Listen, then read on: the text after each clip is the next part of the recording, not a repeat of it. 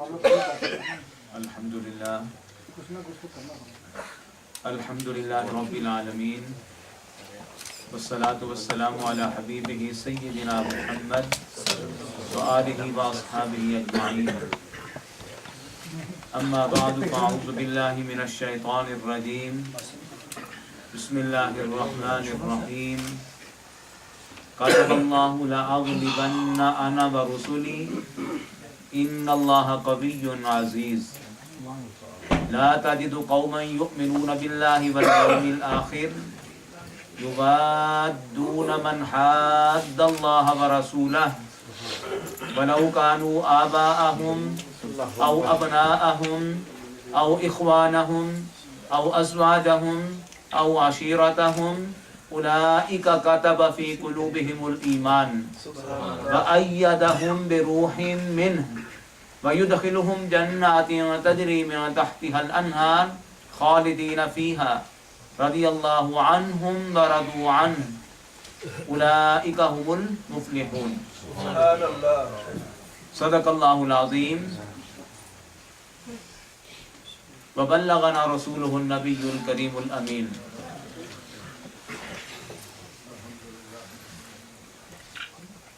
میرے نہایت ہی واجب الاحترام ساتھیوں، بزرگوں اور اسلامی بھائیوں، السلام علیکم ورحمۃ اللہ وبرکاتہ.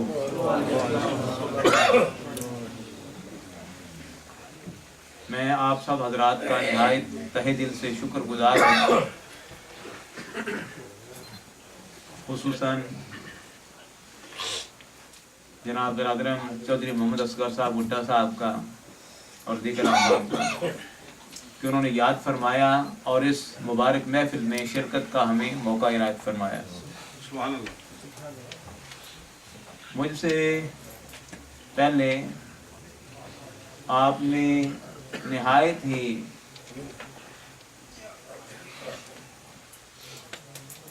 علم میں جو خوب دسترس رکھنے والے لوگ ہیں، خصوصاً مجھ سے بیشتر میرے محترم بھائی جناب مولانا قاری عبدالرحمن قمر صاحب بیان فرما رہے تھے. بڑی تفصیل، بڑا مختصر انداز میں بڑی اچھی باتیں انہوں نے فرمائی. اور بھی علماء سے آپ نے سنا، حافظ صاحب بیان کر رہے تھے، دیگر احباب بیان کر رہے تھے.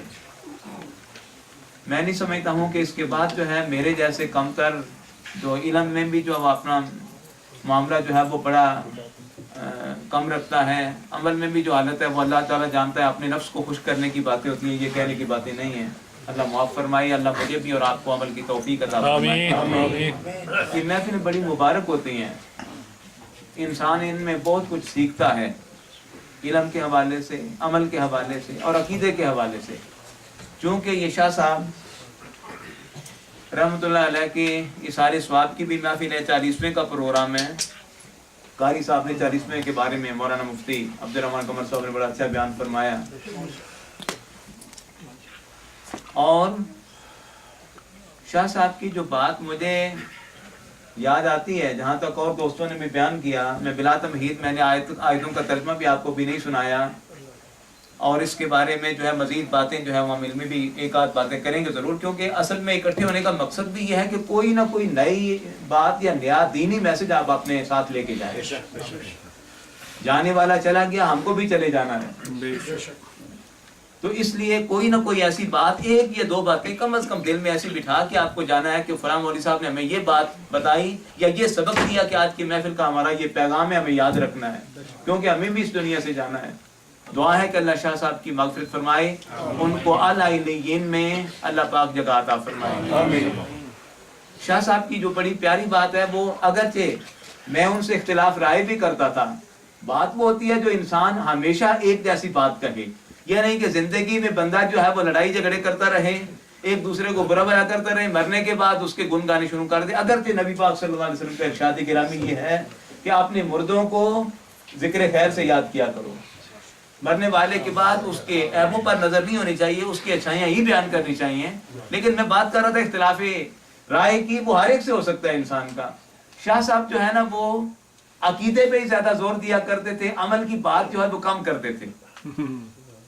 مطلب ہے کہ یہ بھی بات جو حقائق ہے نا جو سامنے رکھنے کے ہیں، کہتے ہیں کہ عمل کرنے والے سارے لوگ ہیں، کرتے ہیں، لیکن عقیدہ جو ہے نا، لیکن میں بھی الحمدللہ اس بات پہ ہی زور دے کے آپ کو یہ کہتا ہوں کہ عقیدہ جو ہے سب سے پہلے انسان کا عقیدہ ہے، ایمان اور عقیدہ۔ شاہ صاحب کی یہ بات کی تائید کرتا ہوں، عمل کی اہمیت اپنی جگہ پہ، اس سے ہم آنکھیں چرا نہیں سکتے۔ لوگ یہ کہتے ہیں سنی بے عمل ہوتے ہیں، جو ہے وہ صرف بازوں اور تقریروں پہ، نعروں پہ گزارا کرتے ہیں، عمل سے وہ جو ہے نا وہ ہاتھ ان کا خالی ہوتا ہے۔ یہ الزام بھی جو ہے وہ صحیح ہمیں جو ہے نا وہ ثابت نہیں ہونے دینا چاہیے، عمل پر بھی کوشش کرنی چاہیے کہ جو ہم کہیں، جو کچھ سنیں اس پہ عمل کی بھی کوشش کریں۔ لیکن عقیدہ جو ہے، یہ ایمان اور عقیدہ یہ بنیاد ہے مسلمان کی۔ شاہ صاحب عقیدے پہ زور دیا کرتے تھے۔ آپ نے یہ سنا ہے کہ جب ہم قبر میں چلے جائیں گے، مرنے کے بعد مجھے بھی مرنا ہے، آپ کو بھی سب کو دنیا سے جانا ہے، جب ہم قبر میں جائیں گے تو قبر میں ہم سے فرشتے 3 سوال کریں گے۔ من ربو کا، تیرا رب کون ہے؟ اس کا جواب بھی دے لیں گے ساری گاؤں بے۔ ما دینوں کا، تیرا دین کون ہے؟ تیرا دین کون سا ہے؟ آخری سوال جو سب سے اہم سوال ہوگا قبر میں، وہ کون سا ہوگا؟ آپ سنتے رہتے ہو علماء کرام سے، میں نئی بات آپ کو نہیں سنا رہا ہوں، برکت کے لیے آپ کو جو ہے نا، یہ میں بھی ثواب حاصل کرنے کے لیے آپ کو یہ سنا رہا ہوں۔ ما تقول فی حق ھذا الرجل او کما قال علیہ السلام، کہ اس شخصیت مبارکہ کے بارے میں تو کیا کہتا تھا جو تیرے سامنے جلوہ گر ہے؟ سبحان اللہ۔ نبی پاک صلی اللہ علیہ وسلم کی ذات انور سامنے جلوہ گر ہوگی، فرشتے ما تقول فی حق ھذا، تشریف رکھتے ہیں، دین موجود ہیں علماء، ھذا اس میں اشارہ ہے، جو قریب چیز ہو ھذا اس کے لیے بولتے ہیں۔ فرشتے اشارہ کر کے ھذا کا لفظ بول کے، ھذا کا اس میں اشارہ استعمال کر کے کہیں گے ما تقول فی حق ھذا الرجل، اس ہستی پاک کے بارے میں تو کیا کہتا تھا؟ تو وہ اگر مومن ہوگا تو کہے گا ھذا محمد الرسول اللہ صلی اللہ علیہ وسلم، ھذا نبینا۔ اور اگر کافر ہوگا، منافق ہوگا، کہے گا ہائی ہاتھ لا ادری۔ ہم حدیث میں یہ الفاظ پڑھتے آئے، ہائی ہاتھ لا ادری، آئے افسوس میں نہیں جانتا یہ کون ہے۔ وہ شخص کامیاب ہو جائے گا، یہ جواب دے گا ھذا محمد الرسول اللہ، ھذا نبینا صلی اللہ علیہ وسلم۔ اور وہ خائن و خاسر ہوگا، اور تکلیف اور عذاب کا وہ حقدار ہوگا، اور اس کو عذاب ملنا شروع ہو جائے گا جو یہ کہے گا میں نہیں جانتا۔ تو قبر میں جو سوالات ہوتے ہیں وہ عمل کے نہیں ہوتے، قبر میں جو سوالات ہوتے ہیں وہ عقیدے کے سوال ہوتے ہیں۔ بات میں یہ کہنا چاہتا ہوں آپ کے خدمت میں کہ قبر میں جو سوال ہوگا ہم سے مرنے کے بعد، وہ عقیدے کے بارے میں ہوگا۔ بتائیں کہ حضور کے بارے میں پوچھا جانا یہ عقیدہ ہے کہ نہیں ہے؟ بے شک۔ اللہ کے بارے میں پوچھا جانا یہ عقیدہ ہے کہ نہیں ہے؟ بے شک۔ اور دین کے بارے میں پوچھا جانا یہ عقیدہ ہے یا عمل ہے؟ تو اس لیے سب سے پہلے میرے بھائیوں ہمیں یہ تیاری کرنی چاہیے کہ ان تینوں سوالوں کی تیاری ہمیں رکھنی چاہیے اور اپنے عقیدے کو درست کرنا چاہیے۔ جس بندے کا عقیدہ اور ایمان درست ہوگا انشاءاللہ العزیز، قبر میں بھی وہ جو ہے نا وہ بالکل ایسے ہوگا جیسے ماں کی گود میں ہوتا ہے۔ شاہ صاحب بڑی اچھی بات کرتے تھے، رسول میں کہتے تھے کہ دوسروں کے لیے کیڑے مکوڑے ہوں گے، سانپ ہوں گے، بچھو ہوں گے، لیکن ہمیں تو قبر سے ڈر نہیں لگتا۔ شاہ صاحب کی بات بڑی پیاری بات ہوا کرتی تھی۔ بہرحال میں نے قرآن شریف کی 2 آیتیں آپ کے سامنے پڑھی، ان کا ترجمہ جو آپ کو میں عرض کرتا ہوں۔ کاتب اللہ لأغلبن انا ورسلی، اللہ فرماتا ہے کہ ہم نے یہ لکھ دیا ہے، کاتب اللہ نے اس بات کو لکھ دیا ہے، فیصلہ فرما دیا اس بات کا، لأغلبن انا، ہمیشہ لازمی طور پہ میں غالب رہوں گا۔ اللہ غالب ہے کیونکہ وہ خالق کائنات ہے، خلاق کائنات ہے، اللہ وحدہ لا شریک ہے۔ سب سے ہمارا عقیدہ اور ایمان یہی ہے کہ اللہ پاک جو ہے اللہ وحدہ لا شریک ہے، یہ عقیدہ ہے، اس کو مضبوط رکھنا ہے۔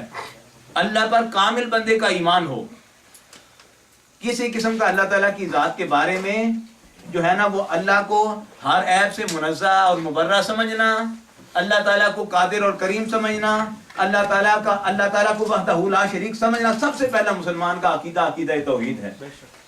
اور پھر دین کے بارے میں جو ہے، اور نبی پاک علیہ السلام سے نسبت، حضور سے تعلق ہمارا سب سے بڑی بات ہے۔ کاتب اللہ لأغلبن انا، اللہ فرما رہا ہے میں نے اس بات کا فیصلہ فرما دیا کہ لازمی طور پہ ہر حال میں اللہ غالب رہے گا، ورسولی، اور میرے رسول غالب رہیں گے۔ ان اللہ قوی عزیز، اللہ تعالیٰ بہت ہی قوی ہے، غالب ہے۔ پھر اللہ پاک نے فرمایا لا تجد قوما، اے محبوب صلی اللہ علیہ وسلم آپ کبھی بھی ایسی قوم کو نہیں پائیں گے، دنیا میں ایسی کوئی قوم ایسی آپ کو نہیں ملے گی، لا تجد قوما یؤمنون باللہ، کہ جو اللہ پر بھی ایمان رکھتی ہو، والیوم الآخر، قیامت کے دن پر بھی ایمان رکھتی ہو، یوادون من حاد اللہ ورسولہ، ان لوگوں سے وہ قوم محبت کرے کہ جو اللہ اور اللہ کے رسول کے دشمن ہیں. بات سمجھ آ رہی ہے؟ یعنی یا رسول اللہ آپ ایسی قوم نہیں پائیں گے اس کائنات میں، اس دنیا میں، کہ جو اللہ اور اللہ کے رسول پر بھی ایمان رکھتی ہو اور ان لوگوں سے پیار کرتی ہے جو اللہ اور اللہ کے رسول کے دشمن ہیں. یوادون من حاد اللہ ورسولہ ولو کانوا آباءہم، چاہے ان کے آباء و اجداد کیوں نہ ہوں، ان کے بیٹے کیوں نہ ہوں، ان کے بھائی کیوں نہ ہوں، ان کے کنبے کے لوگ نہ ہوں، او عشیرتہم اولئک کتب فی قلوبہم الایمان. یہ وہ لوگ ہوں گے کہ جو اللہ اور اللہ کے رسول کے دشمنوں سے دشمنی رکھیں گے، اللہ اور اللہ کے رسول کے ساتھ محبت رکھیں گے. اس کا صلہ یہ ہوگا کہ اللہ پاک ان کے دلوں میں ایمان نقش کر دے گا. اولئک کتب فی قلوبہم الایمان. ہر بندہ کوشش کرتا ہے، دعا کرتا ہے، کرنی چاہیے کہ اللہ ہمارا خاتمہ ایمان پہ فرمائے. ورنہ ہر ایک کو ہے، حضور صلی اللہ علیہ وسلم نے فرمایا کہ حسن خاتمہ کی دعا کیا کرو. اللہم ثبتنا علی الایمان، یا اللہ ہمیں ایمان پہ ثابت قدمی عطا فرما، یا اللہ ہمیں ایمان پہ موت نصیب فرما. ایمان پر موت کی دعا کرتے رہنا یہ مسلمان کے لیے جو ہے حضور کی تعلیم ہے. اور اللہ فرماتا ہے جو ایسے لوگ ہوتے ہیں کہ جو اللہ اور اللہ کے رسول پر ایمان رکھتے ہیں اور ان کے دشمنوں کے ساتھ جو ہے نا وہ دوستی نہیں رکھتے، دشمنی رکھتے ہیں، فرمایا وہ وہی لوگ ہیں کہ جن کے دلوں میں اللہ نے ایمان کو نقش کر دیا. کچھ اس راستے ہیں نا آپ جو ہے نا وہ کسی چیز میں اس کو داخل کر دیتے ہیں، وہ مٹی نہیں مٹانے سے. اللہ دلوں میں ایمان نقش کر دیتا ہے. اولئک کتب فی قلوبہم الایمان وأیدہم بروح منہ. اللہ اپنے جبریل امین کے ذریعے سے ان لوگوں کی مدد فرماتا ہے، روح القدس کے ذریعے سے. وَيُدْخِلْهُمْ جَنَّاتٍ تَجْرِي مِن تَحْتِهَا الْأَنْهَارُ. اللہ ان کو جنتوں میں اللہ جگہ دے گا جن کے تلے نہریں جاری ہیں، اس میں ہمیشہ رہیں گے. رضی اللہ عنہم ورضوا عنہ. ان کی شان یہ ہوگی کہ اللہ ان سے راضی، وہ اللہ سے راضی. یہ بہت بڑی بات ہے. انسان کی ساری دوڑ ایک مسلمان کی یہ ہونی چاہیے، اور یہ ہے کہ اللہ ہمارا ہم پہ راضی ہو جائے.